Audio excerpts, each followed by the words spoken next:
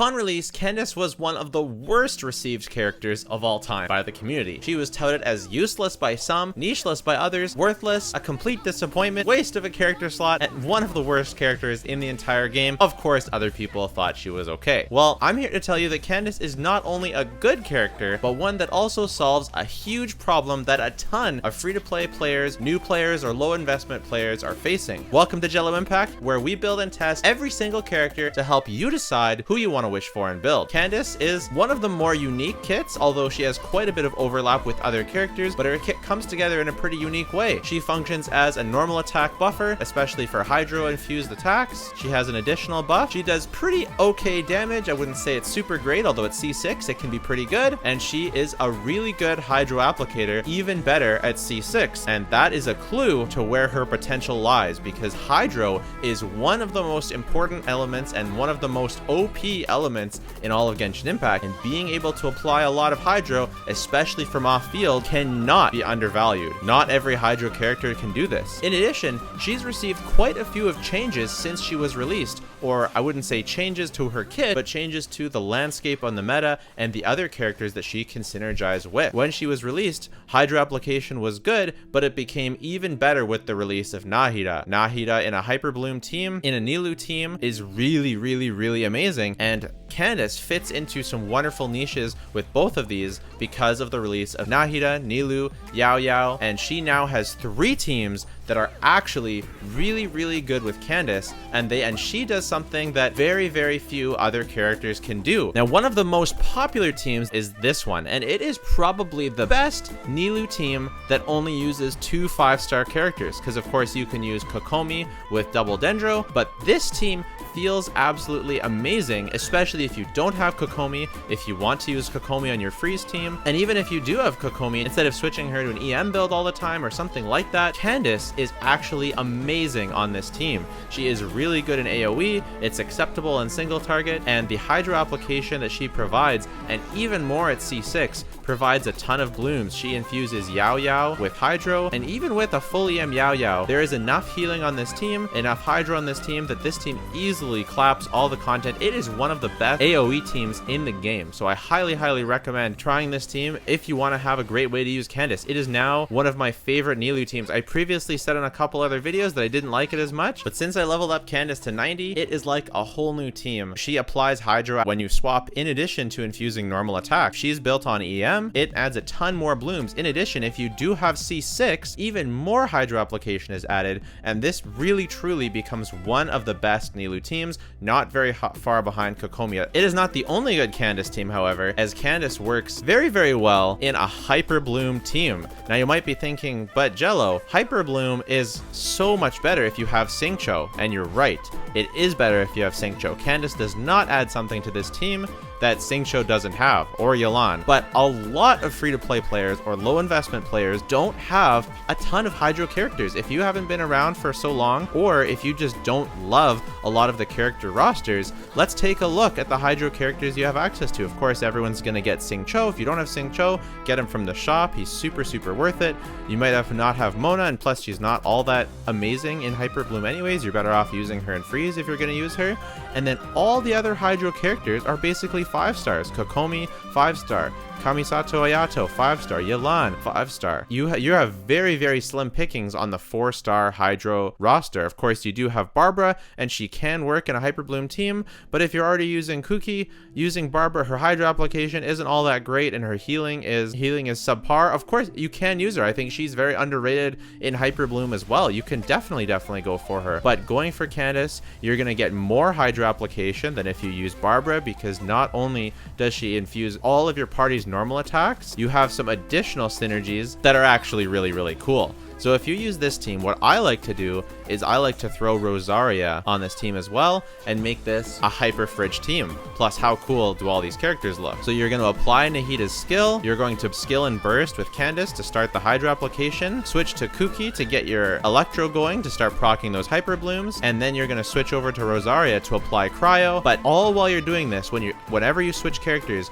you're applying more Hydro as well from Candace's passive, and every single character on this team can apply Hydro with their normal attacks, well, except for Nahida. So when Rosaria, you throw in a normal attack in between her swaps, and then you land on Kuki to finish your rotation, doing normal attacks that are infused with Hydro. And that is really, really cool because Nahida buffs the on-field character's elemental mastery. And if you're using Kuki on-field, then she will be benefiting from Nahida's elemental mastery buff, which is really, really cool. So you're applying Hydro on-field with Kuki, getting Nahida's buff, proccing those Hyperblooms, and every time you switch to reapply Candace, you're getting more Hydro. You can fit 2 skills in the rotation with Candace. And if you end up on Rosaria, you don't lose that Hydro application because you can normal with her and you can get more Hyperblooms that way. So it's actually a really, really cool and synergistic team. Is it as good as with Xingqiu? No, but it does this really amazing thing, which it frees up your Xingqiu for the other side of the Abyss,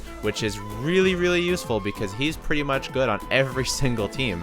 So Candace makes it even before C6. Of course, at C6, you get even more Hydro application, so this team is even more worth it at C6, but I wasn't even able to get C6, and I was able to 36 star this Abyss, which is not that great for this type of team, but she was able to do it anyways. I did need to switch Rosaria for Ganyu, so I would have access to a bow character, and Ganyu is not as synergistic because she's not able to apply Hydro while she's on field, so you get a DPS loss with Ganyu instead of Rosaria on this team. But that being said, it was still a pretty solid and decent experience with this team because obviously Hyperbloom is so good, but this allows Xingqiu to be on the other side running a national team. So I really think that Candace opens up a free-to-play's ability to do good things on their account with Hydro characters. But the other thing it does is a lot of people, they want to run a freeze team, but they're not able to find the slots because they don't have a 5-star Hydro character to work on their freeze team. But whether you're using an Ayaka freeze team or even a Rosaria freeze team, even a Chongyun freeze team, even a Kaya freeze team, Candace synergizes with them nicely because she allows everyone on the team to apply Hydro, plus she applies Hydro when she's off field. She's actually one of the more comfy characters to use on freeze, even though she doesn't have that interruption resistance or that healing or anything like that. If the Abyss is favorable for freeze, Candace is an excellent choice and an even better choice at C6, although she does work totally fine at C0. So if we talk about her free-to-play value and efficiency, well, I've built her on a damage build. So I've built her with full Emblem of Severed Fate, doing damage as much as possible. With this crit ratio for most of the builds, I was actually not using the Favonius, I was using the Catch just for fun, and then the Favonius on some teams, mostly because I really like the animation for the Catch and how it glows with her trident in the water. It is really epic, so I super love that. But this is not really the most efficient way to build Candace. You can just build her HP. I built her HP I actually built her ER Hydro damage, crit damage to get enough ER, but you can build her HP. You can build her, especially if you're using a Favonius, you can go HP, but I really wanted the ER, and it was not worth losing that for the buff. The buff is pretty tiny. I didn't really utilize her normal attack buff particularly much throughout my teams, especially because even if you do use her with Xingqiu, she does, I don't have my Xingqiu's normal attack talent leveled up, so it's not going to do very much damage at that level, but you definitely can.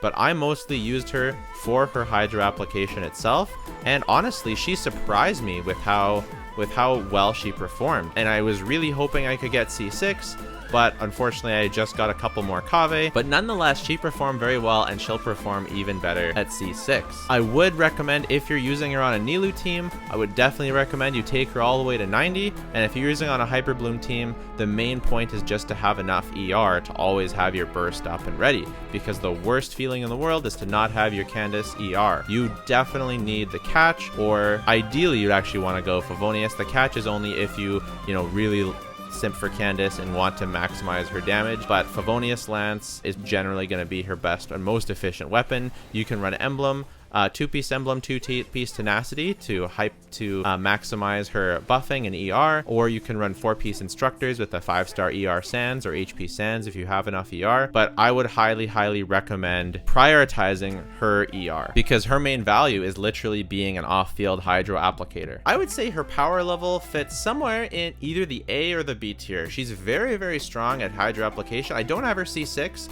so it's hard for me to say. I think at Pre-C6, she definitely falls into the B tier. Very, very solid character because of her Hydro application, but I think it's possible that at C6 she might add enough damage and might add enough utility that her power actually pushes her into the A tier. And I know this is a super hot take. Most people think would put her in the C tier along with, you know, other underperforming characters, but I don't think she's underperforming. I think Hydro is too good of an element. It has too high of a floor that even a character that doesn't have really great synergies or high multipliers, a character like this that can apply this much off-field Hydro is a good character, full stop, period. And in terms of her value, she has high value or low value depending on your account. If you have a bunch of 5-star Hydros, if you've got Ayato, if you've got Kokomi, if you've got Yelan, she doesn't have very much value. There's not that much reason to build her unless you're like me and you like to, like, for example, if you run Kokomi on freeze, you want to keep her not on an EM build, you want to keep her on an HP build, then maybe you want to have Candace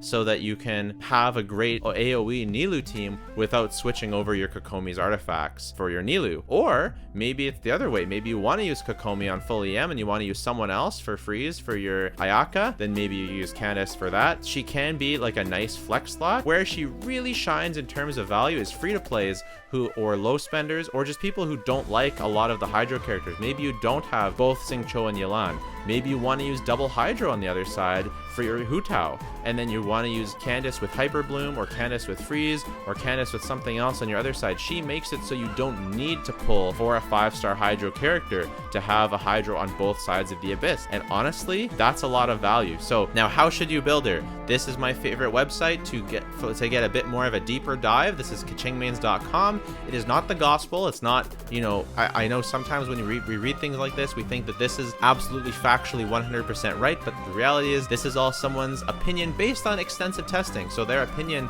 is better than most. And so let's take a look at their quick guide here, right? We've got, oh, these are so small. Oh, there we go. So you can see they've talked about a lot of the teams that I've talked about here. We've got our Nilu Bloom team, Quick Bloom Hyperbloom team, Burgeon, which I didn't talk about today. I didn't like her Burgeon teams as much. I thought it was pretty good, but I didn't like it as much. I didn't think it was really worth making a big thing about. And then Mono Hydro, this allows her to utilize more of her buffing potential. I didn't like it that much, but this is an option you can do. Electrocharge team, I don't think that that's super good. I don't really like Electrocharge very much. I know some people really do. It's not really my favorite team. I don't think it's very strong now that we have Dendro reactions. It is still strong, like, I guess, don't get me wrong, but it's not that great. Of course, we talked about Freeze and Vaporize. I didn't like this team very much. I did try her in the national team. I really didn't like it that much. I think maybe it could be better with Ayato. I didn't actually try that. I think that could be pretty good. You can see their recommendations for artifacts, for weapons, very similar to what I talked about as well. You can see they give a great breakdown. Her Constellation 1 is her most valuable, increasing her Hydro application. So I don't really recommend you build her before you get Constellation 1. I highly recommend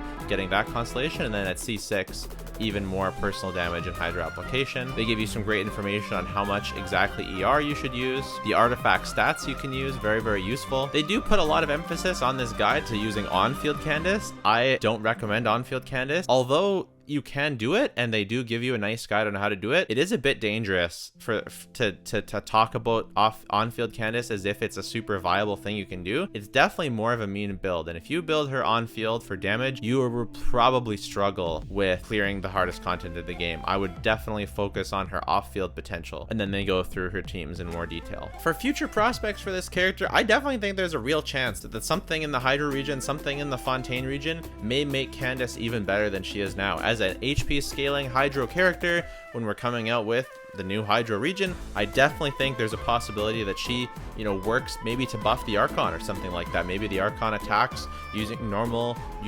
attacks, and Candace's infusion or Candace's buffing makes a difference for the Archon somehow. I definitely think that's totally possible.